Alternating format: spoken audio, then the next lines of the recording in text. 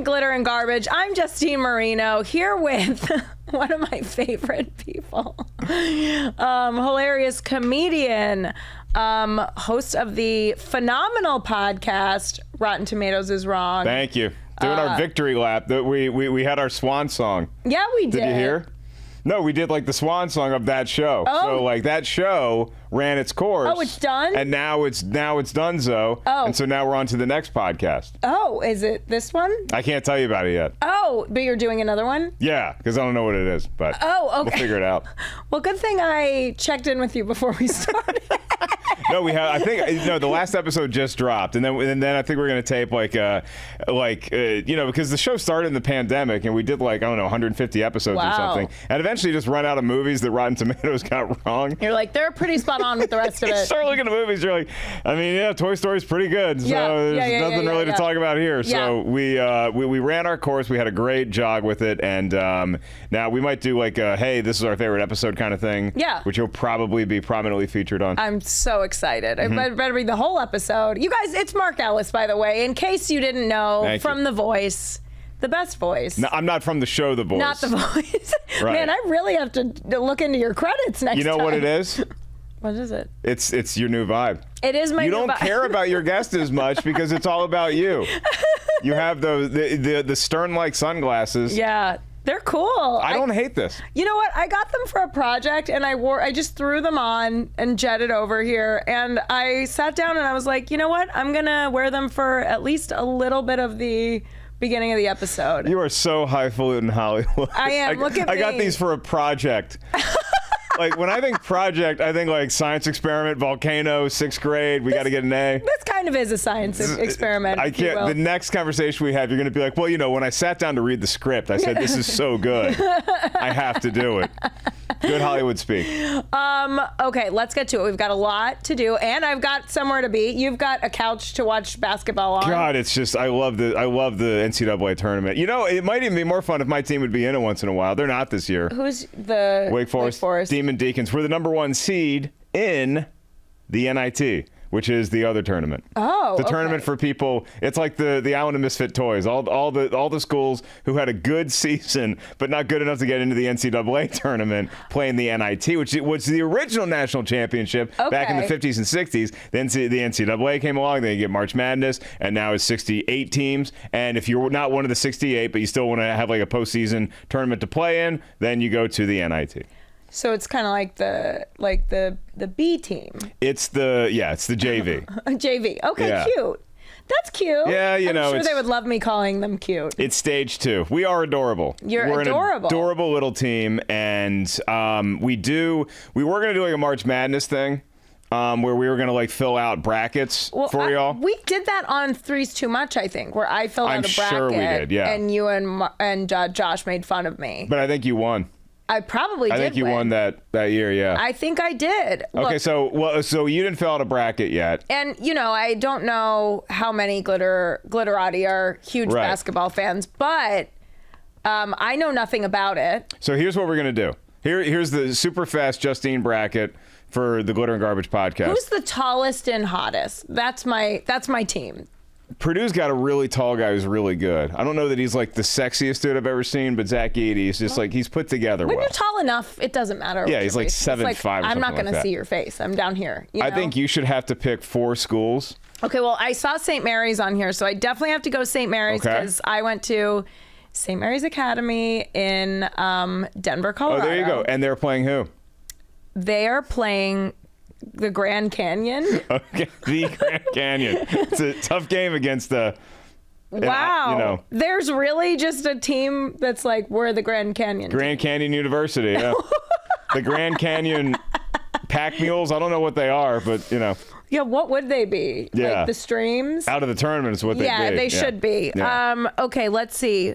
Okay, so St. Mary's is 1. St. Mary's, Colgate, I love toothpaste. Yeah. I love brushing my teeth, so I might go there. Okay.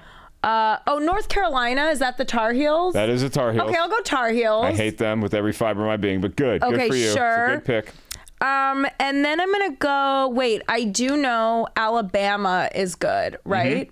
Yes, they are. But it's Auburn, and then Auburn and Alabama are bitter rivals in the SEC. I'll go with Alabama. Okay. Because they're supposed to be good, Yeah. right? And we'll figure out. So I gave you 4 teams, so you picked 4 teams. Wait, was that 4? That was 4. Wait, what are they? Carolina's still in it. They won last night. Okay. Alabama, as of this recording, Alabama will be playing and has a good chance to advance. Okay. Colgate's already out. They lost to Baylor. Okay, Sorry. wait, Colgate? Hold on, can I? You picked them because you like the toothpaste. Okay, I didn't even look at the other side, though. Unfortunately, there's no Aqua Fresh State. So Colgate was pretty much your only option. It was the only one. Yeah, I'll give you one makeup school. Okay, great. You're Colgate's out. You're too good to me. And you brought me a tea. You're the best, you guys. That green tea took a while. It did? Just let me say. It took a while. Because now the Bucks is going through their spring line, which is all lavender, everything. You got to sift through. It's like going through the pudding to get the red flag in the physical challenge. Sure. Just give me the damn tea. Just give me the fucking tea. Just give me the tea. Okay. That's what we really do on this show. That is, we give you the tea. We spill it. Giving you the tea today. No lavender. None. 100% real tea. A real fresh brewed tea. Okay, I'm gonna go with Moorhead because I used to blow a lot of people in high school. There you go. At St. Mary's. Yeah. Ayo. I believe Moorhead State lost yesterday too. But okay, great. St. Mary's is in still? St. Mary's is still in, and if you want Moorhead, then I guess you can go to Justine's basement, where it's still could be happening. If you like Chad Kroeger music, you're gonna have a good time. That is true, man. That song's a bop though. It's a good song. Some bangers. There are some bangers. Yeah. Okay. Look at my. I want to get my straw out of your shot. Wait, no. Look how tall it is. You guys, can we talk about this for a second? What? You drink one of these every day? Yeah, it's carnival size. Is it a green tea? That's an iced black tea. This, just for reference, this is the one I got. And that size is Trenta. But honestly, this is how I like my guys. Like, this is what I want. And I mean all the way to the top of the straw. That's what I'm talking about. Well, it's even funnier when I hold it because I have tiny little carny hands, and this is carnival size. So it's like I just won something. That's so funny. It's like my dad just won this at a state fair. Do we have the same size hands? Your fingers might be bigger than mine. Really? Yeah.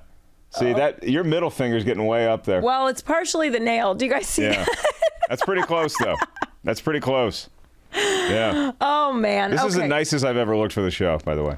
When you got out of the car, I was like, does he have a date later? Like, what's going on? I do not have a date. Thank you for asking and believing. Yeah. I do not have a date. What I will tell you is that I'm wearing this because I have a new job. Oh. I'm a golfer. Oh. Have you been golfing? Yeah. Okay. After 15 years, Justine. The sticks have been in the closet for, and that's not saying like, oh, I take them out like once a month and I'll play. I have not touched a golf club in 15 years, other than one time when we were hammered at Top Golf in Arizona. And I just got the bug again and I started playing. I got clubs on the way, like new, fresh clubs on the way. And so now I'm a golfer. So that's what I do now. That's all I think about when you're in conversation with me. I will be practicing my backswing. Sure. All of the normal dickhead moves that people do when they play golf. That's what I'm doing. And I thought that's how I was presenting myself today with the golf shirt, but now that I see myself, I actually look like a male cheerleader. Yeah. I'm dressed like a male cheerleader for Colgate. I'm not gonna lie, I thought it was a sports related situation. Yeah, like you were like just really dressing up for Colgate, I guess. These pants are one step south of being able to fake being like real slacks. Because you can tell they're sweatpants. Yeah, but from far away, they were a good fake out. Okay. I wasn't sure. That's good to know. They're very comfy. Let's talk about my outfit. But before we get to that, actually, That's a great tease. Thank you, right? I want to plug, before we get too far into the episode, Mark and I are going to be in Boston together April 3rd, Laugh Boston, and April 6th, I'm at the Rockwell Theater. In Somerville, Massachusetts. Just a hop, skip, and a jump from Boston. So close. I wish I could be there. I'm going to be celebrating my birthday that night. So what exactly are we doing for your birthday? Because your show is the 3rd. That's a Wednesday. Yeah. Mine is a Saturday. You can get tickets for both at markellis.live, Justine's site. Yeah. So your show is the 3rd, and we're not necessarily celebrating the birthday then. then. We're doing it, but I was told that me and Ken Knapsack is going to be hosting your show. Yeah. It's going to be doing a set on my show. Yeah. Very funny gentlemen. We're both invited to the festivities. We just don't know what they are. Now, do you want to keep us in the dark? No, I mean, we're going to do a little Boston birthday dinner with the fam. Because Len and Lorna are going to be there. My mom's side of the family. You'll get to meet the other Aunt Sheila. And my cousins. So, yeah, we're going to, I mean, I kind of want to go to Friendly's. They have absolutely nothing that I can eat there. But we need to go to Friendly's, though. I think of Friendly's, right? We've talked about it too much on the show. Now the fans demand it. I think so too. So even though I might only be able to eat fries and I might have to bring my own vegan ice cream, I am willing to do that. Tell you what I'll do. And I'll do this only because it's you. Sure. Is I'm obviously going to get a sundae because it's friendly. I'm not an asshole. So I'm going to get a sundae. I'm going to get whipped cream. I'm going to get a bunch of sprinkles. You can have my sprinkles. You're so nice. Yeah. There's no gentleman. You ain't finding any animal products in those sprinkles. No, they're good. Yeah, I don't think so. I eat sprinkles. You just eat. If so, you just eat a spoonful of sprinkles. I would. Sprinkles are fucking delicious. They call them Jimmies there. You know that? They do. They do. No, what? Yeah, they do. Yeah. They call chocolate Jimmies. Right. So if I go to like Dunkin' in Boston, right, I'm like, hey, I want a vanilla. Yeah. A vanilla nut with with some Jimmies. Exactly. And they probably know what I'm talking about. Wait, I did want to talk about like what are your favorite, because I've been making all these flyers for my Boston show and I've done like me with Leo in The Departed. Pretty good. Me with Ben Affleck with all his Duncan. Me with Ben and Matt winning their Oscars. Good Will Hunting. Yeah.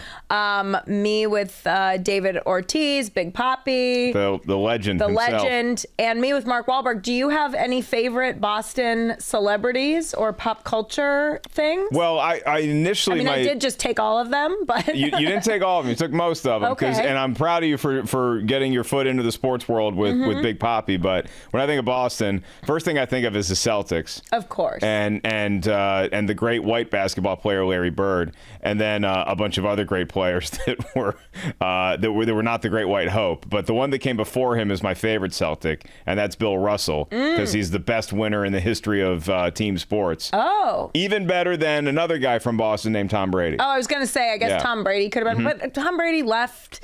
He should have just left from the he should have retired as a fucking Patriot, right? Yeah, but he won another Super Bowl ring. That's true, but like as a Buccaneer, he had to stick it to Belichick. But I mean, what a bummer. It still makes me sad that like if he had just signed off then, he might still have a marriage, you know? Yeah, I mean, and that's... he would have ended on a high note. You gotta wonder if you sit back and you look at that championship ring versus like a picture of your family. Yeah. I know which one I'm taking. No, but I'm taking the ring. No, I know you are. But here's the thing is he won, and then the next year he was like, I retire. He could have just walked off into the sunset with the family. And the ring. With everything, yeah. But instead he went back, lost his family, and they sucked that year. I don't know. I kind of have a feeling that marriage was ending anyway. And so he's like, well, it looks like I'm going to have more free time than I thought I was going to have. Might as well, saddle up and play one more year. Now, Ben Glebe said something very interesting. He does not think Giselle is attractive. He's wrong, right? I hate to go against the guy who hosts a show called The Idiot Test, but that's a pretty easy one. That's a pretty easy quiz to take. Right? Yeah. Okay, thank you. I think she's a very attractive human. Wait, I also have two questions and then we'll get to the real meat and potatoes of the episode. Yeah, we got some stuff to talk about. We got some stuff to talk about. Hot scoop. Hot scoop. Okay. So there's two questions that I have been asking pretty much everyone. I don't think I've asked you. Okay. Number one, have you heard the term cum gutters? Cum gutters. Mm-hmm. Whew. And if not, what do you think they are? No, I don't wade into those waters that much. Like... I'm not a big tell tales out of school kind of guy. Sure. So any terms that might get tossed around about somebody in the bedroom or what their proclivities are or anything like that, I'm just kind of like, I'd rather talk about how I hit my 7-iron today. Sure. Okay. So you're not alone. Cum gutters is a term that was used to describe the like lines here, like the V lines on like a dude. Usher had the really deep... On a dude. Well, I guess it can be on a girl too, but it's mostly, I think of them as on Usher, when he was doing those. Oh yeah, I mean the V is. Yeah, they call it the cum gutters. It's a mythological thing. Yes. That everybody wants. Yes. And nobody really has unless you're looking at somebody on TV. Exactly. But I had always known that term. I forgot about it until a guest brought it up, and I thought it was so funny. And then I tossed off the phrase at another. I shouldn't use the phrase tossed off. You just said cum gutters. I said cum gutters. At dinner. At dinner. No, I said it on another podcast, and the person was like, "What are you talking about?" And since then, only Benji Aflalo has known the phrase, but only because he learned it from the person who originally said it on this podcast. So I'm just curious. It was a common. Well, who was the phrase. person who originally said it? Caroline Goldfarb, Okay. one of our favorite co-hosts here on Glitter and Garbage. She's the best. Just to be mentioned in the same breath as her is. I mean, she's really great. Yeah. She's incredible writer. Cum gutters. I just don't understand really how that works. Because, I mean, I get it's a V and it's like going down to like where the stuff is produced. But if I hear cum gutter, I'm thinking more like a receptacle for Sure. Like a dumpster. the cum. You're thinking more of I'm thinking of a dumpster. I'm thinking of where you would deposit the cum after it's out of Sure. the cat's out of the proverbial bag, so to speak. Got it. Okay. I All right. prefer the term cum bumper. Okay. Because Oh, I'm thinking that's good. about it like bowling. Yep. Like if that's the gutter, Smart. then this is the lane. Sure. So it makes a little bit of sense, but I don't really spend a lot of my day thinking about jizz. It's not like when I wake up and I do like the 10 things I'm thankful for. Yeah.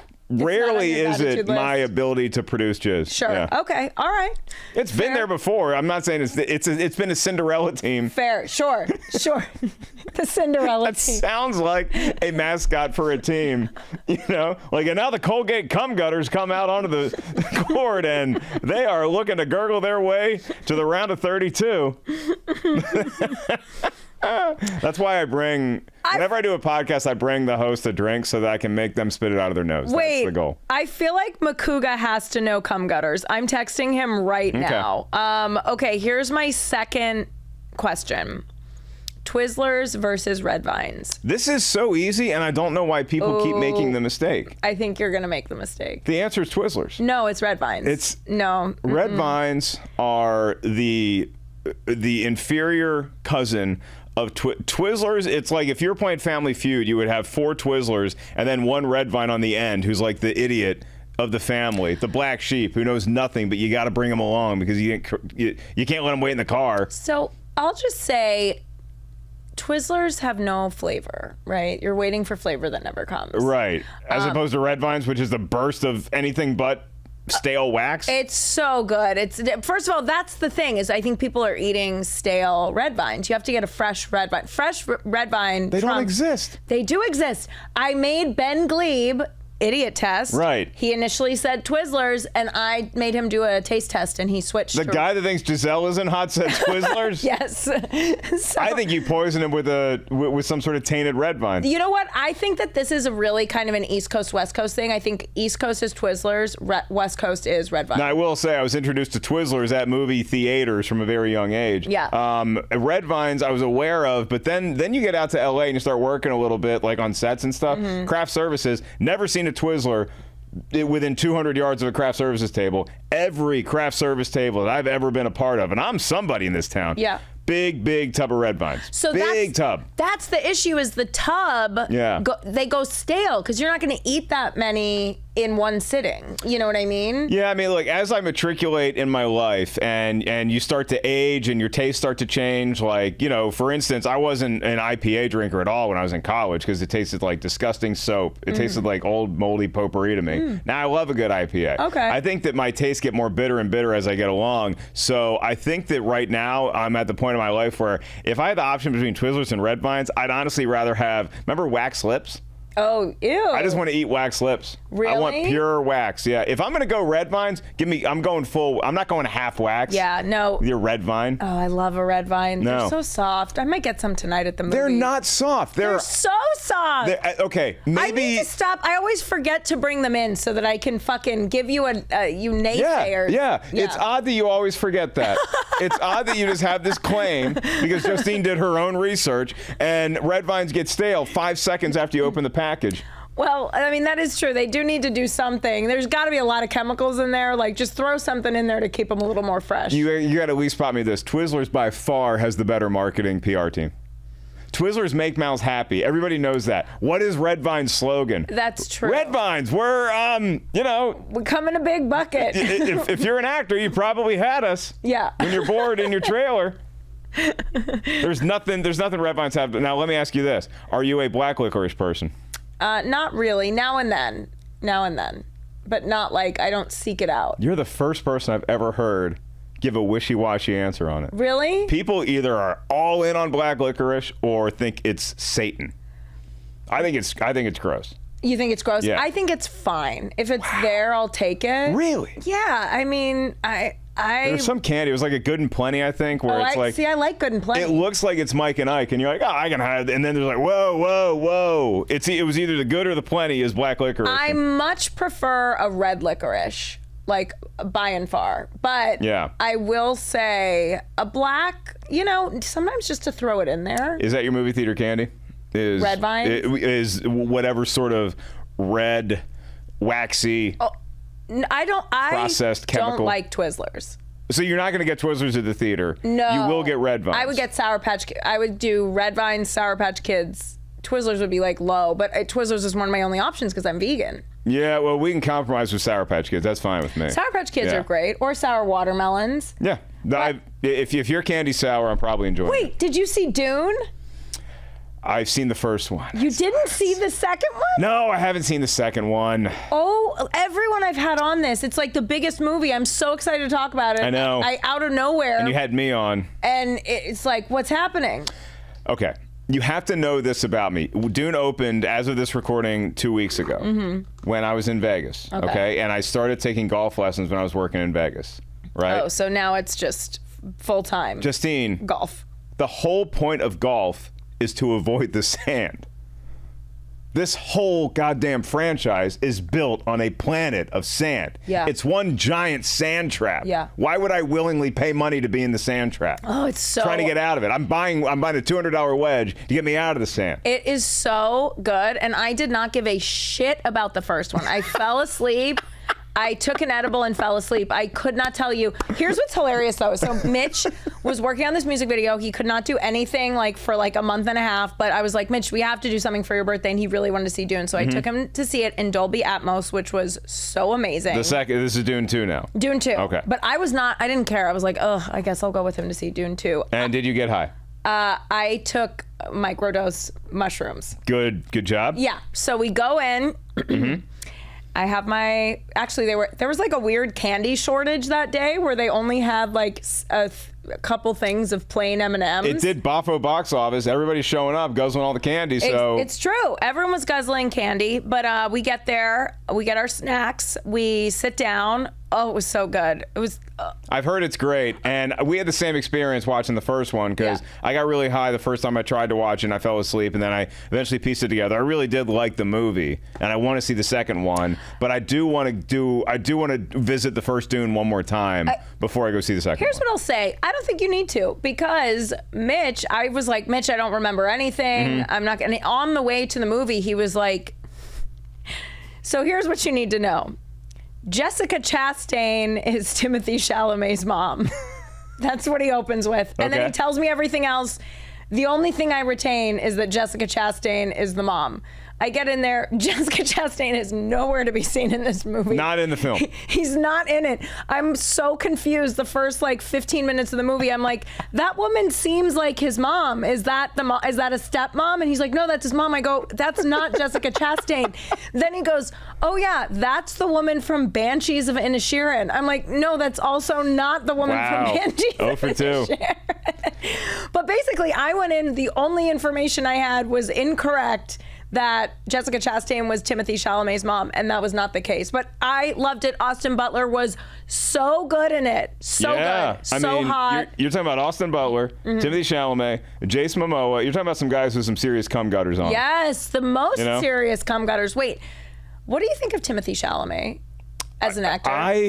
Okay, here's a movie I did see recently that I did not have any interest in watching. It was just I was flipping, and the dog edible had kicked in and my edible had kicked in. I'm like, all right, let's see. Oh, look, Wonka's on. Let's watch this thing. Yeah. It's great. Really? It is delightful. I see. Okay. It is a goddamn sweetheart of a movie. It's fun, but I thought he was really miscast in that. I thought he was note perfect. Really? I loved Wonka. Interesting. I just got to get it out of my system. I loved it. Okay, yeah. that's okay. Yeah. I like a lot of garbage. Yeah, so. it's basically Narcos, except with chocolate instead of Coke. No, it is. Because you have this cartel, and he shows up and kind of breaks up the cartel and becomes the Pablo Escobar of chocolate. No, it's so true. But do you think, like, the thing about Willy Wonka is he's kind of a weirdo creep, and I didn't get that sense from him. Well, I don't think he was. I don't think he was always a weirdo creep. Like, I wasn't always this guy. Right. I pretty much was. Yeah. But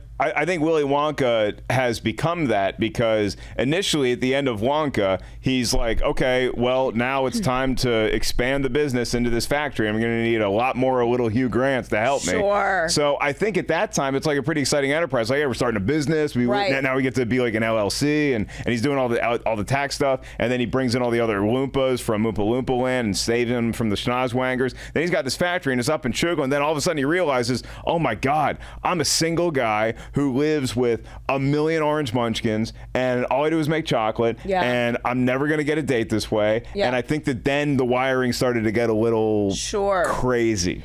Yeah, that's true. He probably started doing a lot of shrooms. Here's my thing is I feel like because a lot of people, like when he first came out, and was like getting some heat. A lot of people compared him to like Johnny Depp, Leonardo DiCaprio. I don't think that's a fair comparison because I do feel he plays himself, and he never really wows me in terms of like. I think he's a good actor. The emotional scenes in that, the one with his mom at the end, really got me. I teared up. Like, he's good. Yeah. But he's not really a character actor. You know what I mean? You sound like you're describing, if you were just telling me actor A and actor B, you sound like you're describing Tom Cruise. Where we acknowledge he's a really good actor, but it's also like we're clearly aware that's Tom Cruise. Yes, exactly. Like I don't feel like Leo does all these different, and obviously I'm biased, but that's why I bring up Johnny Depp too. Johnny Depp does, they're character actors. They do very different characters. They can do a lot. Their range is huge. You know, with Timothy, it feels like I'm always watching Timothy, and I felt that way with Dune. That being said, I still enjoyed it. I thought he was great. I just think it's interesting because so many people. I remember when he first like kind of came on the scene, compared him to like a Johnny Depp, a Leonardo DiCaprio. Ironically, I think Mitch might have hit on something that a lot of your listeners and viewers can attempt at home when they're going to see a movie. And that's this. Give the person who's less interested in seeing the movie some misinformation about it.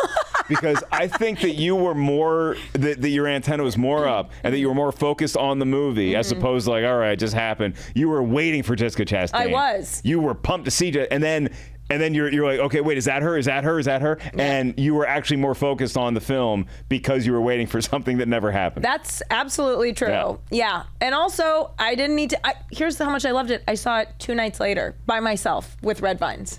You are a wonderful cinematic creature. You know that? I love the movies. You love going to the movies. I do. It's my favorite thing ever. Yeah.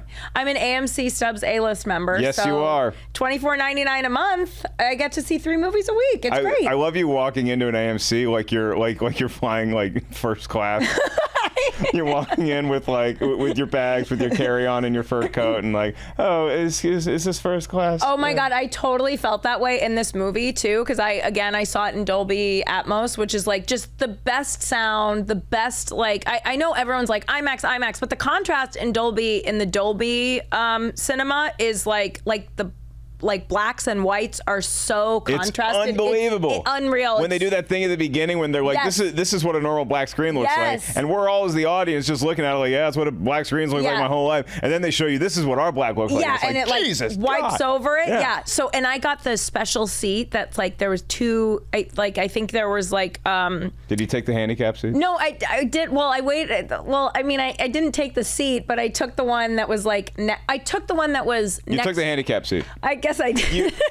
As long as you wait until after Nicole Kidman has said her piece, then all seats are get there on time. Well, it's just an island of 2 seats. So I did take the further one from the space where that's like allotted for the wheelchair. And so it's like you would have gotten up. Exactly. I would have moved. You would have done it. But I ended up getting this island of just 2 seats. So I really spread out and had my Red Vines and Impossible Nuggets had their own seat. It was so good. It really was like first class. I saw. I think it was Spider-Man. Maybe it might have been the Amazing Spider-Man or like the Amazing Spider-Man 2 opening weekend, and I saw a guy fake a handicap once a real handicap person came in. Because he was sitting there, and it was like a pretty packed theater. It was like opening weekend, and this jackass is sitting there, and I saw him walk in, and he walked in with like a popcorn and probably a Red Vine guy and a soda, and he sits down and he's just having a ball, and it's like the last, and then this poor guy in a wheelchair comes in, he's just looking at him, and then the guy gets up and he fakes a limp. Oh my God! He faked a limp just to sell that he should be in the handicap seat. Oh my God! Wow, that was committed. Yeah, and that guy was Christian Harloff. No, it was not. Okay, wait. Christian. Breaking news. We have Josh McCouga. Has he heard of cum gutters? Have you heard cum gutters? No. Cum dumpster, sure. Of course he has. Cum gutter, I would imagine, is the Gen Z cum dumpster. What? Okay, you guys, Glitterati, help me out here. Has anyone other than me and Caroline Goldfarb heard the term cum gutters, like with the lines, the V lines, like the Usher lines? Anatomically, it doesn't make the most sense in the world. It doesn't, but I always knew it growing up. I don't know why. You always knew cum gutter growing up. I knew cum gutter because I worked at Abercrombie, so all over the walls there were just cum gutter. Abercrombie was full of cum gutters. You guys, please email me, Glitter and Garbage. Are you sure they weren't saying cum guzzler? No, gutters. Cum gutters. Here, I'll look it up on Urban Dictionary. You guys, Glitterati, email me, glitterandgarbagepod@gmail.com, and let me know, have you heard of cum gutters? I need to know. glitterandgarbagepod@gmail.com. Subject, cum gutters. Cum gutters, please make it. Okay. Yes, cum gutters. It's on the V? Wiktionary.org, which has to be really legit. It says it's on the internet. Iliac furrows, also known as the V line, particularly of a man. Okay. See? I mean, look, just below that V is where I guess the process is initiated. If you're looking at this like Willy Wonka's chocolate factory and how they make chocolate, that's where the factory is. But also and then that would be like the... Yeah, you get it. I don't love this, though.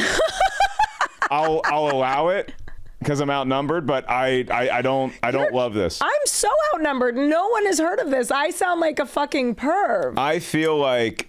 because I'm at the age now where I watch Jack Ryan on Amazon, I feel like the head of the CIA or something, where I'm like, I don't like this, Jack. Yeah. You got 48 hours. Yeah, exactly. And then I can't cover for your cum guttering ways anymore.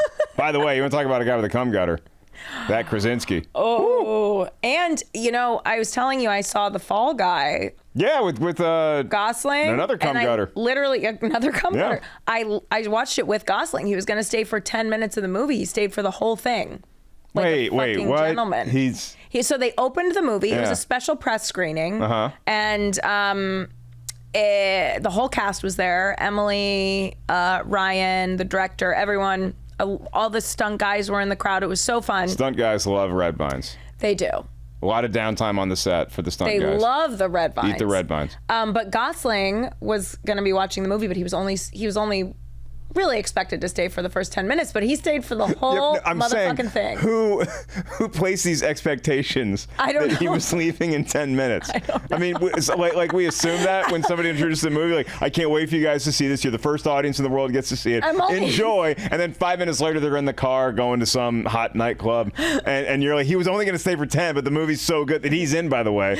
Pretty sure he has some idea how the movie's going to play out. Honestly, my friend who works for the company who was putting on the screening just gave me the intel that he was only supposed to stay for 10 minutes, and we saw him walk out just as the credits started to roll. Wow. Good it's a great movie. Highly recommend. I heard it's fun. And he's got crazy cum gutters in that. He is so ripped because he's playing a stuntman. Oh, maybe the best CGs I've ever... I'm tired of saying it. The best CGs I've seen recently was last night. You know what I watched? Really? What? After 12 hours of basketball, I watched Roadhouse on Amazon, the new Roadhouse.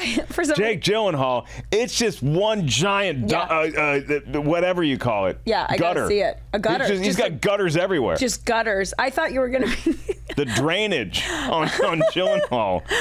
I don't know why when you said, "Oh, I saw the best CGs last night," I was like, "Oh, we watched Magic Mike." The idea. Magic Mike got some good CGs.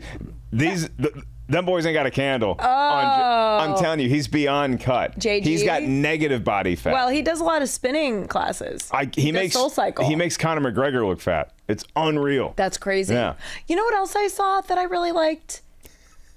This is just CG. No, tell me, Jiminy Glick. You know what else I saw that I really I don't know what just happened. That was so good. I don't know what happened. It happens. Like, even if you have professional broadcast voice, just like we both do, sometimes you just come in. It's like landing a plane. You can't like do Steve. We're having a good conversation. You know what else I like about Redman? The Iron Claw. Did you see that? I still haven't seen Iron Claw. Oh my God. Do you even watch movies anymore? Not really. Really? I mean, do you still do the I don't review movies anymore, so I don't have to. Yeah. And so now I sort of see the movies I want or that I'm interested in. I can do a better job of seeing the movies that are in like the zeitgeist that people are talking about, even though I know most of the conversation anyway. Like, I know the conversation around Dune. I know the conversation around the Iron Claw. I watched the Beetlejuice trailer and loved it. So I'm like, I know the stuff that's happening, but I might not even see Godzilla versus Kong in the theater.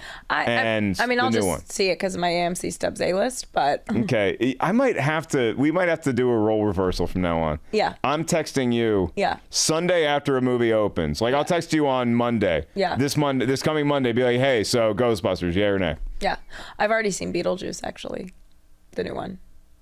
Who are you? I'm you.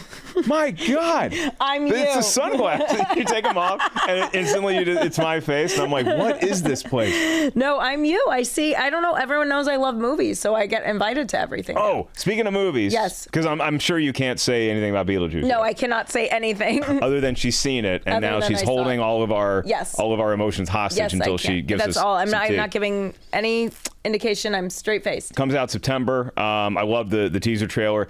The first Omen is coming out soon. Yes. They did a marketing campaign that scared the crap out of me. Really? Well, because are you a big horror guy? I love horror movies. Okay. But they sent envelopes, no return postage, and it's just a normal envelope, and it was taped to my door, which is weird. And I open it, and there's no inclination that it's like from a movie studio or anything like that. I open it, and it's a picture of these like 4 like Blair Witchy looking things, and then like witches basically, and then there's like a littler white one in the middle that's like being strung out, and that's all I got. And I'm like, what the hell is this? And I'm like, because I've had stalkers. I'm like, is this one of the stalkers? Like, right. What the hell is this thing? Right. Are they threatening Molly? Is that Molly? They better not. And then I go online, I see people post like, good one, Omen. And I'm like, no. Yeah. No. This could be real. Yeah. So anyway. Wait, okay, great segue into horror movies.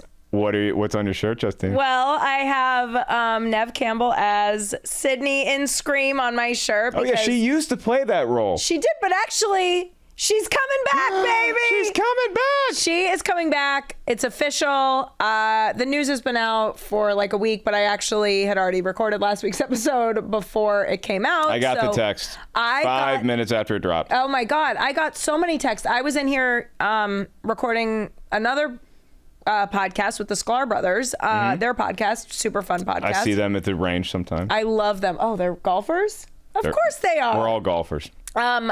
But I come out and I had so many new. It was like it was my birthday or something, and everyone was like, "Did you hear? Did you hear? Did you hear?" Congratulations. So, yeah, exactly. No, everyone. But I mean, I was like psychotic about it. I have the tattoo. I have the Hello Sydney tattoo that I got in solidarity with her. Right. After it was confirmed she didn't, she wasn't coming back, but I knew she'd come back. So I'm so excited. Because the other Jenna and Melissa are not coming back. So I'm so glad that their backs were against the wall and they had to give her. I'm still bummed that we're not getting, because I really like that concept of like we're the 4, know. Like, the core 4. The core 4. I loved that. I like that. It's not quite as cool as say Final 4, but I liked. Why do they call them the Final 4? Is that it's probably trademarked? It's like how you can't say Super Bowl. Oh, you know, you have to say, okay, we're giving away tickets to the big game. Well, because it's Final Girl usually, so you think Final Four. Yeah, no, I bet it's trademarked. Of course, you know, Final Four. The thing about the Final Four is that you make it to the Final Four and you're happy about being one of the Final Four, but eventually 3 you're going to die. Yeah, exactly. So I am bummed because I liked where that story could have gone, and I thought that this most recent Scream movie that we enjoyed together, yes, we did, would be something of a refreshing energy for the franchise going forward. But if you have to pivot from that, and I think that Star Wars did a great job of pivoting it as well with the new sequel trilogy, when it's like they got handed this shit hand of Carrie Fisher passed away, and there was maybe like Rian Johnson and JJ didn't see eye to eye on the same as to who the main villain was going to be, and it's like, okay, well, now Snoke's dead, what are we going to do? We need a quick pivot. Carrie Fisher passed away, just bring back Palpatine. And I thought it worked great for the last Star Wars movie. Exactly. So for this, if your back is against the wall and you're a major franchise like that, people may criticize you as not the most original play, or they're going to throw, it's nostalgia, it's member berries. Neve Campbell's effing great. She should have never been cut out. I'm sorry. She should. I mean, yes, I loved where the new cast was going, but she should have had a cameo or something. It was the weirdest thing about that movie. Was because she was in it for a second, right? No, she wasn't in it at all. I thought she was in it for a second, or she maybe was in 5 for a second, but then 6. Oh yeah, she gets a call with her kid in 5. In 5. And she's like walking in Central Park. Yeah, but then she does come back at the end and kicks ass. But then in this one, she passed on the deal because she felt it was not representative of what she has brought to this franchise. Give her the contract. Exactly. Give her. So I'm glad that she passed, and look at this as karma, I think. There you go. So I'm so excited. Do we have any deets as to where the story might go? But also, you haven't heard the best part. Okay. Kevin Williamson is directing. Oh, really? Yes. Okay. So you guys know Kevin Williamson obviously wrote the original Scream. The scribe of the first He's amazing. Obviously, Dawson's Creek, tons of that core 90s teen shit that I'm obsessed with. So I'm so excited. And Neve said in her, because she put up a post about it with the script with, the watermark of her name on it, and everyone was flipping out. And she said, I always had a dream after Wes died. Oh, I'm getting chills. I'm giving myself chills, you guys. But I always had a dream after Wes died that one day we could do this with Kevin at the helm. And now that it's all coming, to fruition. First one of the franchise he's directed? Yes. Okay. There you go. Finally. Yeah. A white guy gets to direct a movie. It's high time my people had an advantage in this town. Well, it's funny because, Melissa Barrera was taken out, and then the guy who was directing initially, I forget, but he left. Okay. Because it was all falling apart. Oh no, it was Melissa, and then Jenna Ortega was confirmed was not coming back, and everyone was like, "Where's this going?" Yeah, that's 2 of the core 4. Yeah, exactly. Maybe the chorus 4. The chorus 4, I would say. And I was so excited to see where Jenna Ortega's love story went with the hot guy, with hot Cuba Gooding Jr.'s son. Oh right. God, he's a stud. Another CG. I hope he's back. Yeah, CG's for sure. And I liked hot guy with the Coors Lights. Oh yeah. Did he eat it? He might have eaten it. I can't remember. Oh, that guy. There's a guy who just shows up and he's like the neighbor and we're not sure if we trust him or not. But then he comes home with a 6-pack of Coors Lights and I'm like, you're like, that's a good dude. That's a good. He just wants to live by himself with his dog and watch sports documentaries. Good for him. I think he's still alive. Yes, good. He's still alive. You know what he's doing right now? What? He's on his couch watching March Madness like a man. That's true. But he might not be in it because I think he was Melissa's kind of love interest. But anyway, we've got. Where was I going with that? I don't know. I'm so excited. We got Kevin Williamson. Do we have a time frame? I mean, at this point, we're just posting. It's exciting news, but the thing, I used to host a show talking about movies called Accurately Movie Talk, where you would get a piece of news like this, where it's like, Neve Campbell posts a picture of her with the script, and it's like, yes, we get her back. Right. And then you have to pump the brakes because it's like, wait, if we're still taking pictures with the script, that means we ain't getting this movie for 3 years. Yeah, I mean, I would say at least we're a year away, but I would say they turned around from 5 to 6. It was a year. Horror movies tend to go quicker. Yeah. So I'm really excited. Maybe they do like a Blair Witch thing where it just comes out in like 3 weeks and like don't tell anybody. Remember that? Found footage? Yeah. Well, no, because they had a Blair Witch movie come out and nobody knew it was a Blair Witch movie. And they screened this like, hey, we're doing a screening of this horror movie called whatever, X or something, at Comic-Con. And then everybody saw it and realized, oh my God, this is a Blair Witch movie. Oh. And then it was called The Blair Witch. Remember? And it had like the drones in it and stuff. Sure. And I it was didn't see awesome. that one, but yeah. Oh, treat yourself. Oh, good. I will. Are we seeing The First Omen together next week? I would love to. Okay. All right. You know what I'm seeing tonight? Immaculate. Yeah, With you our and some girl, red vines. Sydney and Sweeney. the greatest tour guide in the history of Universal Studios. Yes. I am so excited because you guys know, we had her back. We explored all the options as to, We feel like she kind of got pinned into a corner. Yeah, we do. We do. And it turns out, I think Hollywood Reporter somewhere said that they had found out that she had worked there. It wasn't clear if she had actually led a tour or not. So I think she was pinned into a corner. Someone exaggerated, whatever. We had her back though. If that's the worst thing that you've done in your career. Well, yeah, exactly. You're doing okay. You're doing great. And I hear Immaculate's really fun. I'm so excited. Expect a text as soon as you get out of the theater. And Mark, I told you on the way in here, Sydney herself, my fellow former tour guide, is introducing the movie. I don't think she's going to stay the whole time like Ryan Gosling. I haven't heard she's staying over under 10 minutes. What do you think? Are you going to wear the jacket? You should wear your tour guide jacket. Oh my God. Oh my! But wear your tour guide jacket. But would that be too much of like a read? No, because you offer it to her. Oh shit! What if I just throw it to her? Yeah, it's like Maz Kanata giving Rey Luke's lightsaber. We all remember that. Sure, we all do. Anyway, it's like the passing of the torch is like, hey, here, just in case you need this for the future. Immaculate is something that I think is a great story for Sydney Sweeney because apparently she auditioned for this movie. Yes, it's such a when good it was story. first announced as a project. Uh-huh. And then it didn't go anywhere. Mm-hmm. And then or she didn't get it or whatever. But then the movie wasn't made. Well, it died. Yeah. And then she has this producing power because of who she is now. And she's like, hey, remember that movie I read for? I'm going to star in it now because I can do that. And I want to get this thing off the ground. And people are slurping it up. Look, even if she had bold-faced lied about the tour, I don't give a fuck. You know what I mean? Yeah. Like, she is so cool. She's such a good businesswoman. She's producing her own shit. I respect her so much. And she's half my age. She's 26. Unbelievable. Okay, not quite. Yeah, you're not that. I was like, did you age like No. a lot? But in my mind, yes, I'm a golfer. And she's gorgeous, and she is someone who could just like rely on being stunning and having an amazing body, but she also is like smart. She's a hard worker, and I respect her a lot. And I'm so excited. It's that Margot Robbie track, Yes. It's like it's like she gets in there and she gets some heat from Wolf of Wall Street or whatever, or in Sydney's case, Euphoria, and it's like, okay, now I have this what am I going to do with it? Yes. Am I going to do what old Mark Ellis would do and just kick back on an island for the rest of my life and never work again? That's what I would do.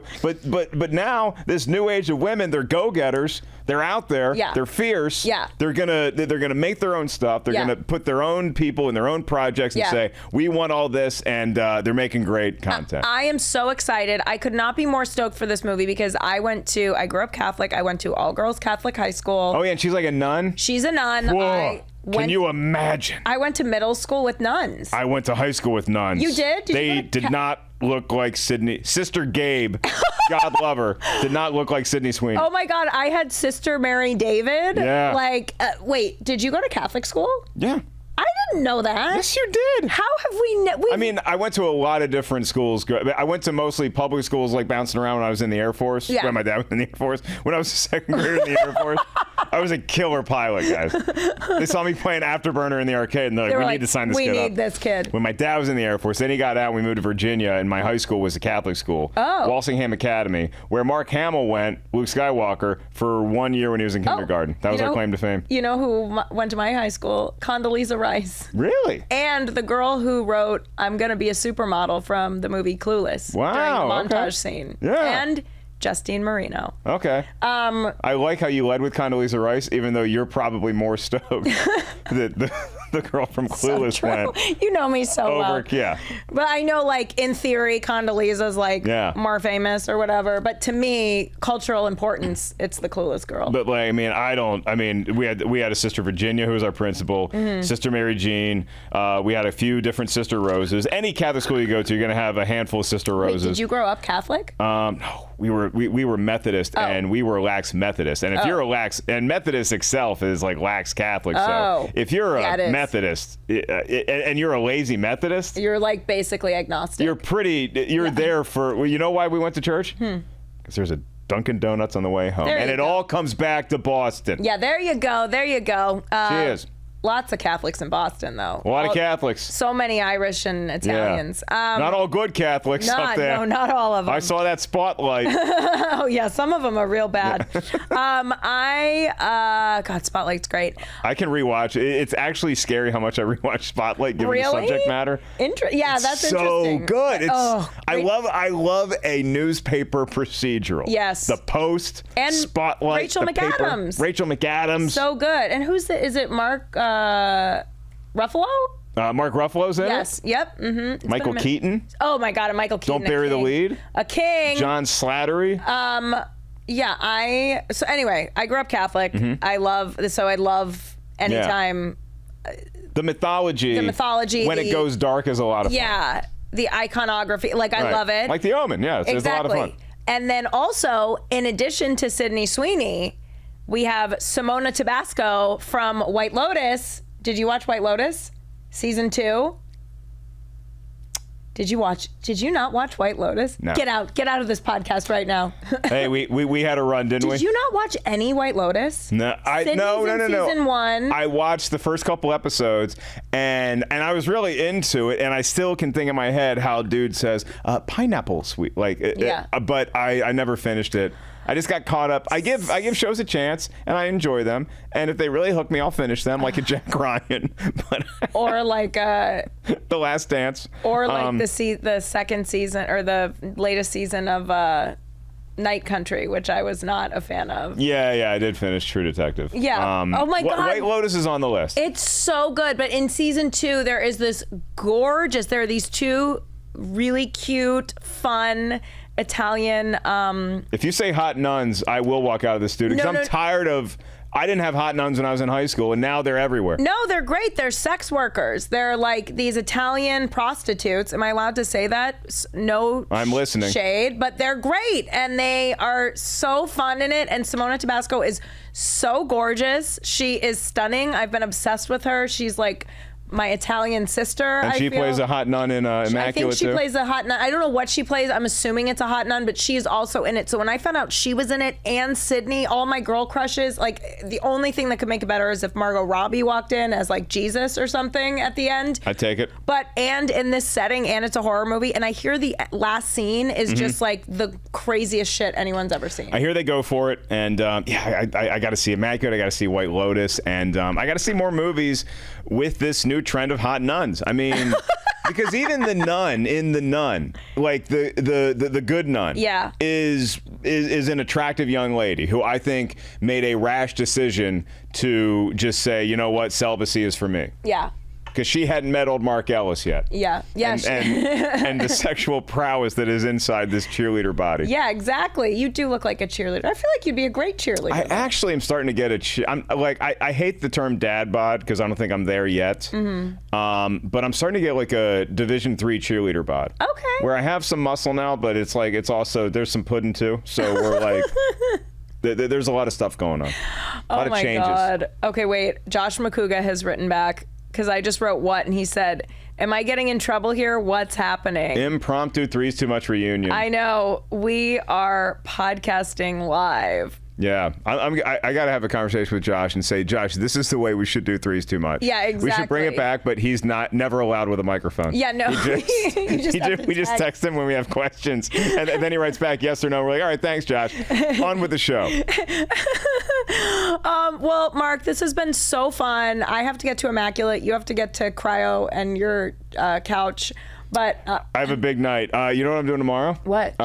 Plunge pool.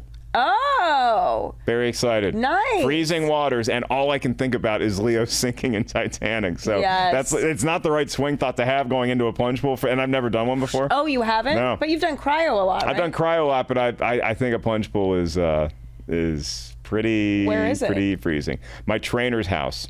Oh. Going to my trainer's house. Okay. Yeah. I'm going to work out at the gym with my trainer, and we're then going you're- back to her place. Oh, okay. Sounds like a little more than a plunge To pool. get down to our skivvies and freeze every Is she inch hot? of my body. Are you? She's very attractive and very married. Oh, damn. And her husband is a, whew, you talk he's about a hot. looker. You talk about a guy with the V. The CGs. He's got some You got CGs the going on. CGs. All right. See, there's a lot of CGs in my gym. I'm not one of them. Are you sure you're not entering into like a throuple situation or something? I don't know. I see. I'm so naive. I never know until it's too late. I feel that's what I'm worried about. That's why I need lifelines like you in my life. Yeah, Like if you I'm do. on the road, in some godforsaken place, I'm like, hey, Justine, this really nice couple invited me to Applebee's after the show. Yeah, no. You're like, Mark, get out of Yeah, I'm surprised you haven't been scooped up into a throuple. there. No, I've had offers on the table. Okay, yeah. I've had some swinging offers. Who hasn't on the road? Man, Yeah. people love laughter. Yeah, Okay, they do. Mark, It's an aphrodisiac for where sure. can everyone find you? You can find me in Boston, April 3rd on Justine's show, and April 6th at the Rockwell Theater. And it's going to be a great Saturday. I think it's part of the Boston Comedy Fest, or there's some sort of comedy festival going on that Oh, week. great. So, Oh, yeah, there is. So it's very exciting and to be part of it. And you can get tickets at markellis.live. And then I have some New York dates in May. I'll be shooting my On the Street show in Vegas coming up soon at Caesar's Palace. So be on the lookout for that. And you don't need tickets for those things. You just come right up. We got a camera crew. I interview you about movies, most of which I haven't seen as we covered today. Mm-hmm. And it's a good time. And also, guys, just announced Denver, May 8th, Downtown Comedy Works. Yes. I will be there, headlining, one show only. So get tickets. And then I get to open for Hassan Minhaj at Red Rocks a couple days before that on the Really? 5th, I think. Yeah. That's awesome. It feels weird because it's my third time doing Red Rocks, which is like insane. Really? It's insane to say. I'm going to Red Rocks. You are? Later this year to see a musical concert. What concert? Sammy Hagar, Michael Anthony of Van Halen, Makes Jason sense. Bonham, Joe Satriani on guitar, all playing the music that will honor the legendary Van Halen. Red Rocks is so good. It's I can't the best. wait. It's where I Cannot saw my wait. first concert. Anyway, I'll be there. You guys, if you want to come to that, it'll be super fun. Hassan is incredible live. Like, come to that and then come see me do the full hour on Wednesday, May 8th at the Downtown Comedy Works. Tickets available, comedyworks.com, laughboston.com for April 3rd. And email glitter and garbage pod. at gmail.com and let us know if you heard of CGs prior to the show. Yes, please. Or prior to your friend being on the Yes, show. and please, which is crazy because Caroline Goldfarb is also a CG. Those are her initials. I think we just uncovered some Illuminati under the Denver airport kind of stuff. So true. All right, you guys, this has been so fun. We'll see you next time on Glitter and Garbage. Saving Silverman, another hot nun. Oh, a hot nun. She renounces it, but another hot nun. But also, I was going to wear these sunglasses for like the first 5 minutes of the pod. I did not take them off. Wear them tonight to impress Sydney. Oh, she'll love this. And I'll throw my tour guide jacket. Yeah, and on. you're wearing that shirt, so say hello, And it's Sydney. It's another Sydney. Everything's coming